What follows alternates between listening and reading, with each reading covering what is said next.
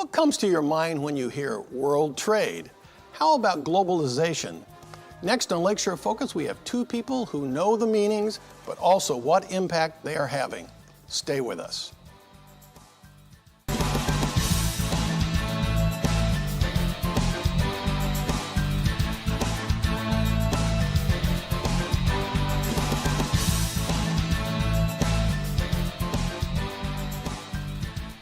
Welcome again to Lakeshore Focus, a weekly show highlighting the key issues, important events, and interesting people in our region. I'm Keith Kirkpatrick. Northwest Indiana, as part of the greater Chicago region, is a global marketplace filled with businesses which are deeply engaged in international trade and people who go to, are from, or know about other countries and places in the world. The Northwest Indiana World Trade Alliance was formed to help connect these people and businesses to foreign market opportunities. Here to help us understand these complex matters are two amazing people. Dr. Colleen Hickman, who is the director for the Northwest Indiana World Trade Alliance and an adjunct professor in global leadership with Indiana Institute of Technology. And Dr. Surekha Rao, a professor of economics at the School of Business and Economics, Indiana University Northwest. I feel like I'm sitting with two intellectual people here, you know? But then you know us. That's true, and I do know you're very smart, so this is great. You both are very much involved in this international trade, and probably people would look at Surekha and say, well, obviously she must be from someplace else, right? So tell us where you're from and kind of what got you to the good old U.S. Well, thank you, Keith, for inviting me to share my thoughts. I'm a global citizen. I was born in India. I had my education in India and partly in Australia. And then I taught in India, in some countries in Europe, in US. After traveling the world, I decided I think I wanted to make US as my home. This was a welcoming country which was eager to share expertise and knowledge from everywhere, and this seems like a perfect choice to be where I could come and be comfortable, live with people from the rest of the world, and Northwest Indiana provides just that opportunity. I love the global citizen description, so Yes. that's really good. Plus, there's a pretty good sized Indian community here in Northwest Indiana and Chicago, right? That's right, of course the Indian community, but I'm as much comfortable with my Midwestern, Northwest Indiana citizens as much as I am with So you people become from a South Midwesterner like the rest of us, huh? Yes, I try to be, and try to be part of the community, because I think that is the real way to go in the 21st century. So Colleen, what kind of got you involved in all this international, global leadership kind of thing? What's the intrigue for you? I'm a little bit late coming to it, I must admit. Surekha has been teaching our students here in Northwest Indiana for quite a long time. And what I have recently done is get my PhD in global leadership 2 years ago. And what brought me to that was just looking to broaden my life in general and the way that I can give back as the years pass, and how can I assist others in understanding what's going on in the world, how can I mentor young women across the globe, and how can I help my own region. But what got you interested in the international side of this? Because I mean, to broaden yourself, you could have gone into, you know, culinary, you could have gone into, you know, engineering, you could have gone into all kinds of things. Why international? I came to understand this PhD program was in global leadership. And it came at a time that I really evaluated where my life was going. I was newly widowed. I had just gotten an MBA from Purdue Calumet. And so when I was exposed to what this degree involved, understanding cultures, understanding business throughout the globe, understanding the ties we have, and the contributions through cross-cultural understanding and how those can make a difference, I really knew this was something that was for me, and I pursued my studies there. And so it comes after several decades, actually, in marketing and entertainment. I was at Star Plaza Theater for roughly 18 years in all. And so I got exposure to a lot of different people, but also the understanding that while we may identify differences amongst people not like us, musicians were not that way. There were no borderlines. They crossed over in every possible way, creating the music that they wanted to create. That's an interesting parallel. I'd never thought about that before. Absolutely. I think I always, being an economist, I always think of the economic reasons which have kind of brought us together. But what you're really talking about is a more cultural aspect, which is very interesting. Well, it's true. Music has no language, has no barrier, and music is appreciated throughout the world, irrespective of the country, race, ethnicity, and. Well, what's also interesting about you, Surekha, is, I thought economists were always kind of boring people. And you're not. Not this one. Yeah, so. Not this one. You're pretty lively about this. I mean. Well, I think economies, I think it's critical, Yes. So let me just talk about how being an economist to me, international issues are important. I think we are in 21st century. The technology and communication has brought the world closer. And how do we take best advantage of this new technology and new communications? So that tells me that the more we interact and engage in international trade, it's good for everyone. It's a win-win situation for all. Well, let's talk about this globalization term, because I think we've been going through this process. I think people call it globalization, where communication is easier and trade is becoming freer. And for a long time, it seemed like we were kind of slowly moving in a very positive direction with it. And globalization was being more accepted and more realistic, particularly as communication came together. Yes. But in these last few years, it feels like there's this pushback, or this globalization has become kind of a dirty word for some people. What's the change about for either one of you? What do you think the change is coming I think it is viewed as a zero-sum game, that in order for others across the globe to do well, it affects us poorly. And that we have to do well, then that means taking away from elsewhere across the globe. And that doesn't have to be that way. Well, didn't that come from limited resources too, a perception of limited resources? Yes, so I think what I really believe is that I think the message has not been right. We haven't been able to we do understand there are economic challenges. There are lots of people who lost jobs. So let's just go back to the financial crisis of 2008, even if not going too much in the past. So 2008, and I think what we don't realize, one of the reasons that brought us out of it very quickly was through international trade. In fact, exports have been beneficial for the country as a whole, for Indiana as a whole, and for our Northwest Indiana region. But of course, what we realize is that perhaps the way we have been able to come out, it's really about the distribution of income. When we look at the macro level, the picture is not so bad. That is, we have really come out, economy looks good. But then some people have tended to do much better and others have not. So it's really more about the distribution. When we recovered because of exports, maybe the gains did not get distributed correctly. And of course, I think the message, when I come back to it, I don't think it's the fault with the trade that really is people are losing jobs.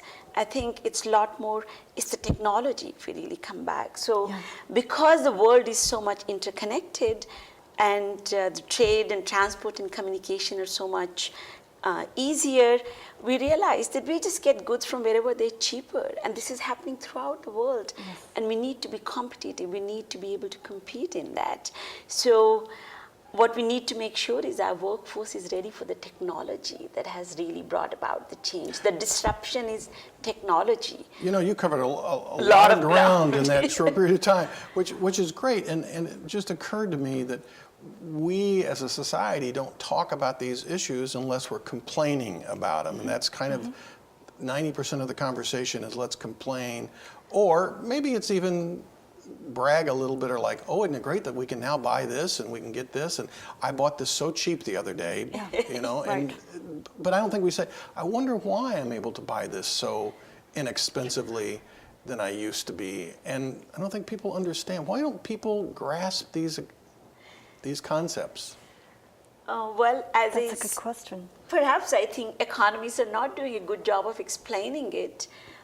It's the economist's fault. Okay, I get it. It's the economist's fault. She took the blame right here in front of us. Well, because maybe the economists would provide the solution. I think just being able to, and that's right, when we were getting cheap goods, because we were able to get from wherever, goods are produced cheaper, we were happier with the globalization, right? Yeah. So that was, as you said, we started with a teaspoonful of, the bitter medicine, but then it started tasting good. We have done really well when we were taking all the benefits. So as consumers, we felt really good because we were getting good. Why do you think that we just don't talk about this in a kind of a, I don't want to say intellectual way, but in an informed way? I think we are tied to the past. My students today in international business still talk about NAFTA. And keep in mind, a lot of these students weren't even around necessarily at that time. And so for them to throw back to that, I have a feeling it's been ingrained in them within their households, within their social systems, that the economy has suffered. Because the beginning of NAFTA was about 30 years ago or more, and all of that's been baked in now into the economy. And a lot of people don't realize that theoretically, international development by businesses is generally the next step after they have saturated their domestic markets. And so really this is the only solution a lot of large companies have come to, is that in order to grow, as their shareholders require, looking for either profit or for growth within the company, they have to go abroad. And sometimes that has meant closely in Mexico and Canada, but very often across to Europe and Asia. So let me just kind of add to what Colleen is saying. That's perfectly right. What do businesses want? They really want to have more profit, right? Mm-hmm. And to have more profit, you need bigger market. And where do you get the bigger market is that you go wherever there's demand, wherever there are consumers. That's right. And that implies just going worldwide. How can that be bad when you get billions of consumers for your products? I was just thinking that, the billions of consumers. So let's talk a little bit about the Northwest Indiana World Trade Alliance, because that organization was kind of formed and built on a platform of trying to create this conversation. Yes. And Surekha, you helped kind of re-resurrect the organization, and Colleen has now stepped in and is taking some leadership in that. So from your perspective, Colleen, I mean, what is this organization trying to do here?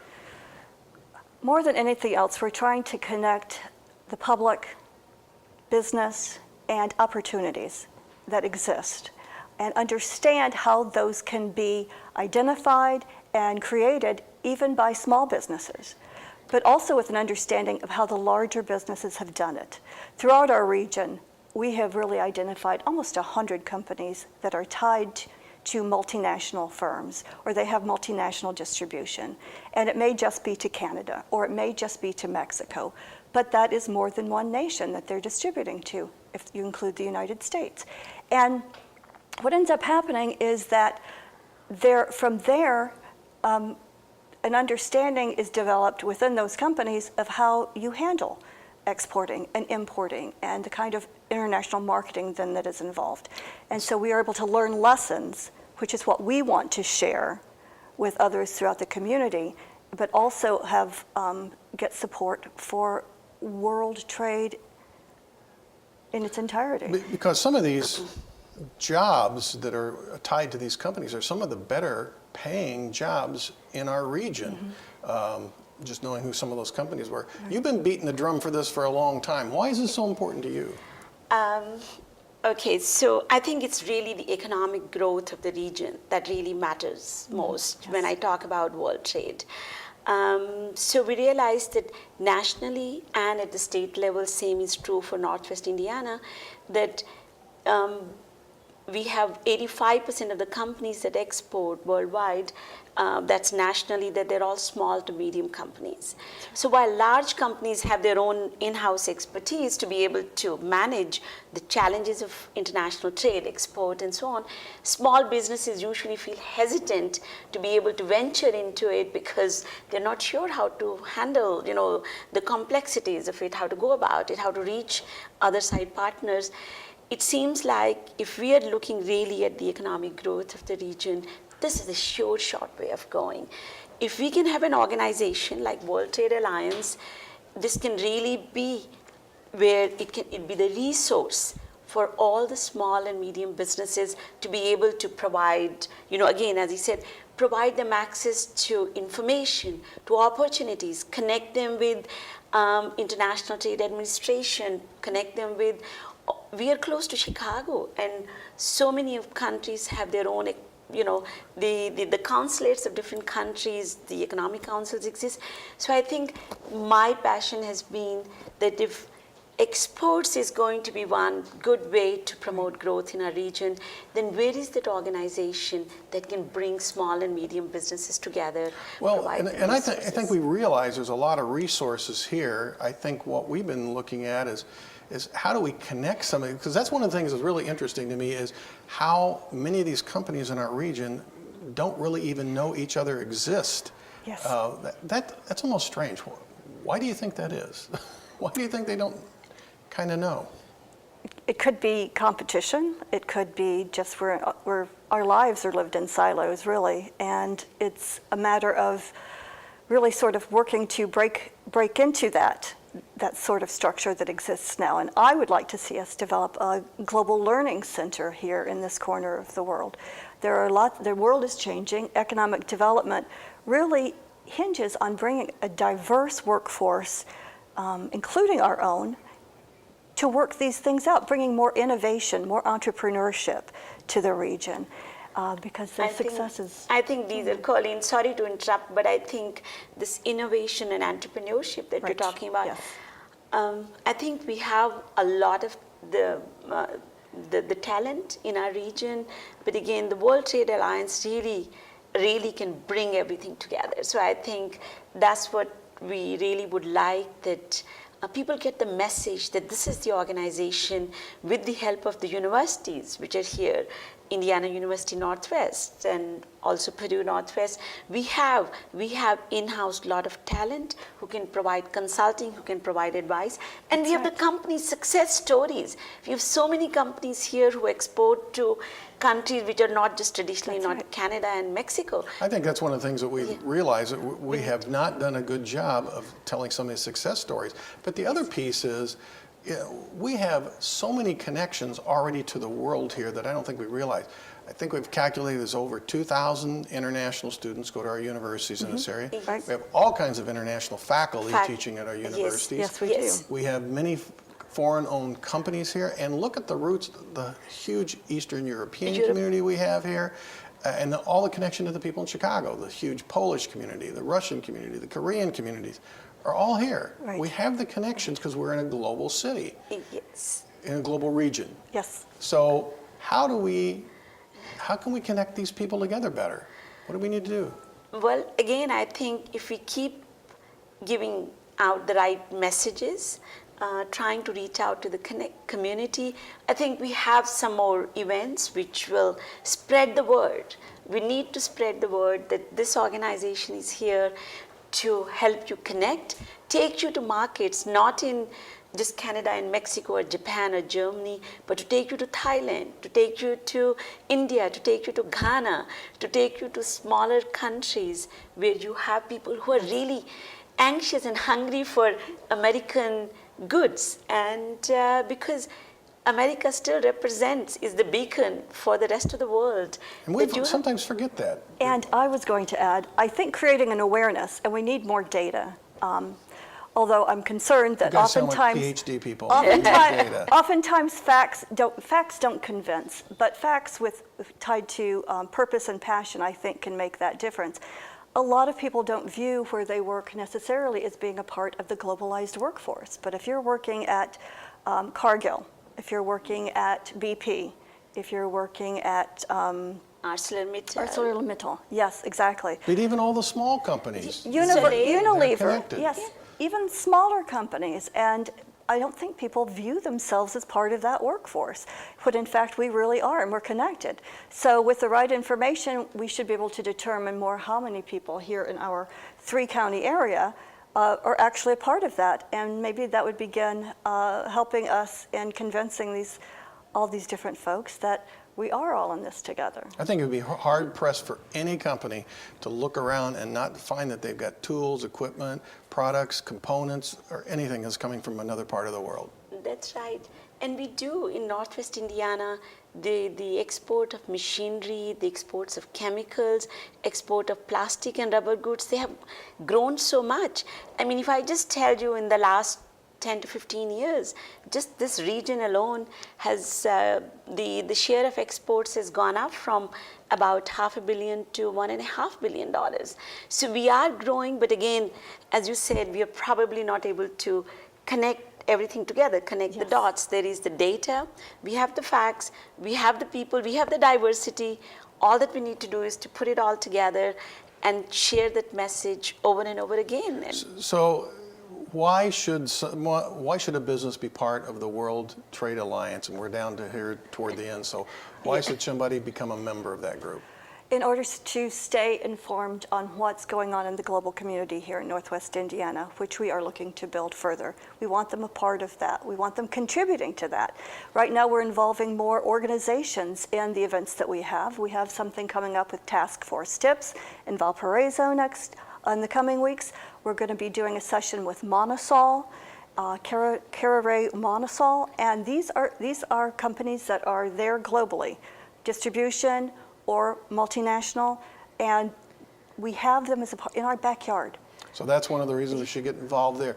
We're down to a minute. So Surekha, you keep talking about this message that we need to get out there. So what's one of these messages that we need to get out to everyone? The message really has to be that globalization is a win-win for all. And in order to get the best advantage, in order to reap the best possible benefits, I think we need to take advantage of our local organizations, be a part of it. And I think together we can make a difference in terms of providing the right kind of, again, resources. So it's not just the message, but I think we want to be able to tell them we're here to help take you to the markets where your products would be needed. And when you have bigger revenues, you'll hire more people. And the misconception about, trade not helping the economy perhaps would be gone forever. And if you can have more jobs, which of course better.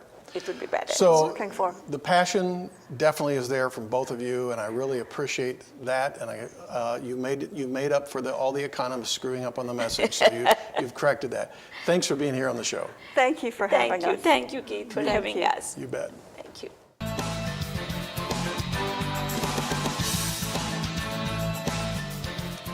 Does anyone remember a home remedy called castor oil? I don't think I ever took any, but it was presented as a great remedy that tasted terrible. Most of us believe this without ever taking it. There may be a comparison between castor oil and globalization. Okay, my viewers are thinking, where is he going with this? For the past several decades, globalization gained a growing reputation as the cure for many of our planet's ills. With a teaspoon of globalization, we began to see more access to world goods, often at less cost. When we took a tablespoon, countries got along better in order to trade and access new markets. With a sizable dose of the stuff, we had more open travel, communication barriers were diminishing, and free trade abounded. With a full measure and cup of globalization, we were making money on foreign investments, economies were growing, and people were beginning to hold hands and sing Kumbaya. Let's return to our castor oil comparison. The first taste of globalization was accompanied with an unfamiliar and often bitter flavor. There was distrust, language barriers, economic shifts, job displacements, and complex trade agreements. As time went by, we eliminated the bad taste with better flavoring. This made the medicine go down easier, and we were receiving the benefits of improved health. Yet, there were those in the world who never received the new and improved syrup. So they either got the old nasty tasting version or none at all. Their health never improved, or if it did, they were left with a bitter taste in their mouths. Today we are feeling the effects of this disproportionate treatment. We have people throughout the world who are pushing back and saying, this globalization thing you told was going to make us better has not. We have lost our jobs or have new, lower paying ones. Our culture is being challenged or is changing in ways we don't like. The new people are using our limited resources. They don't speak our language or respect our laws, and we're not able to buy all these newly accessed goods and services. It appears that our leaders throughout the world did not produce enough castor oil, get the flavor right, and distribute it to everyone. We are left with part of our world feeling healthy, wealthy, and wise. The rest are sick, broke, and ill-informed. We need to recognize why this problem exists, then fix it. It will not be easy because we now have many who believe that globalization is the same as castor oil.